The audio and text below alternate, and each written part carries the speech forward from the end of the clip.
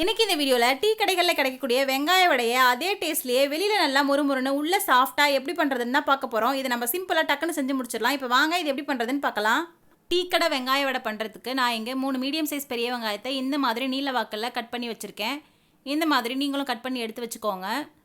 இப்போ இது கூடவே ஒரு துண்டு இஞ்சியை இந்த மாதிரி துருவி எடுத்து வச்சுருக்கேன்.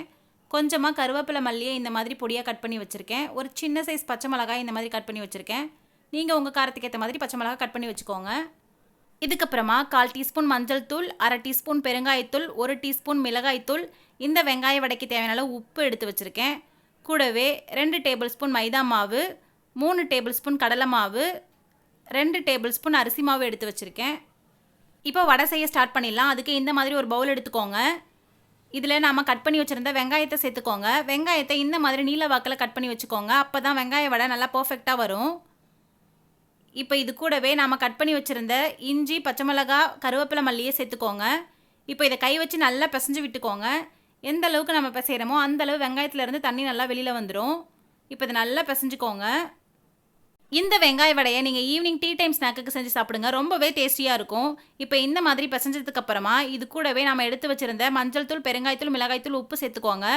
உப்பு சேர்த்ததுக்கப்புறமா மறுபடியும் இதை நல்லா கை வச்சு பிசைஞ்சு விட்டுக்கோங்க. உப்பு சேர்த்ததுக்கப்புறமா இதை மறுபடியும் நல்லா பிசைஞ்சு விட்டுக்கோங்க. அப்போ தான் வெங்காயத்துலேருந்து நல்லா தண்ணி வெளிவிட்டு வரும். இந்த வெங்காய வடை ரொம்பவே சூப்பராக இருக்கும். கண்டிப்பாக நீங்கள் ட்ரை பண்ணி பாருங்கள். இதில் நம்ம கடலை மாவு, அரிசி மாவெல்லாம் சேர்த்து செய்கிறதுனால வெளியில் ரொம்ப கிறிஸ்பியாக, உள்ளே ரொம்ப சாஃப்டாக சூப்பராக இருக்கும். இப்போ இந்த மாதிரி நல்லா பிசைஞ்சு விட்டதுக்கப்புறமா நம்ம எடுத்து வச்சுருந்த மாவெல்லாம் 1 by 1 இதில் சேர்த்துக்கலாம். ஃபஸ்ட் நம்ம எடுத்து வச்சுருந்த கடலை மாவை சேர்த்துக்கோங்க. இதுக்கப்புறம் நம்ம எடுத்து வச்சுருந்த அரிசி மாவை சேர்த்துக்கோங்க.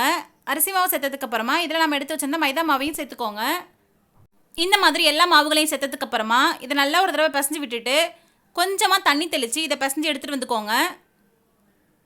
இப்போ பாருங்கள், இந்த மாதிரி பிசைஞ்சு எடுத்துகிட்டு வந்தாச்சு. இப்போ நம்ம இதை வடைகளாக பொரிச்சு எடுத்துக்கலாம். அதுக்கு ஸ்டவ் ஆன் பண்ணி இந்த மாதிரி ஒரு கடாய் வச்சுக்கோங்க. இதில் வடையை பொரிச்சு எடுக்க தேவையான அளவு எண்ணெயை சேர்த்துக்கோங்க.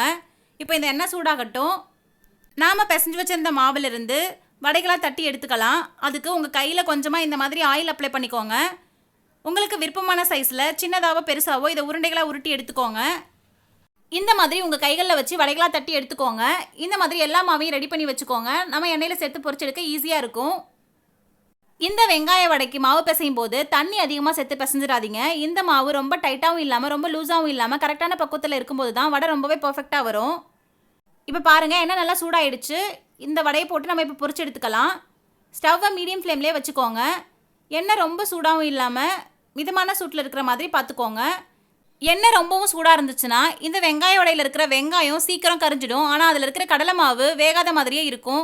அதனால் எண்ணெயை மிதமான சூட்லேயே வச்சு பொரிச்சு எடுத்துக்கோங்க. இப்போ இதை நம்ம ஒரு சைடு திருப்பி போட்டுக்கலாம். இந்த மாதிரி எல்லா மாவையும் வடைகளாக தட்டி பொரிச்சு எடுத்துக்கோங்க. பாருங்கள், இப்போது வெங்காய வடை எவ்வளோ சூப்பராக மேலே கிறிஸ்பியாக உள்ளே நல்லா சாஃப்டாக ரெடி ஆகிடுச்சின்னு பாருங்கள். இப்போ இந்த மாதிரி எல்லாத்தையும் பொரிச்சு எடுத்து ஒரு பிளேட்டுக்கு மாற்றி வச்சுக்கலாம். இதை நீங்களும் உங்கள் வீட்டில் ட்ரை பண்ணி பார்த்துட்டு எப்படி இருந்ததுன்னு மறக்காமல் கமெண்ட்டில் சொல்லுங்கள். இந்த வீடியோ உங்களுக்கு பிடிச்சிருந்ததுன்னா லைக் பண்ணுங்கள், ஷேர் பண்ணுங்கள். இந்த மாதிரியான நிறைய வீடியோஸ்க்கு ரச்சு விலாக்ஸ் சேனலை மறக்காமல் சப்ஸ்கிரைப் பண்ணிவிடுங்க.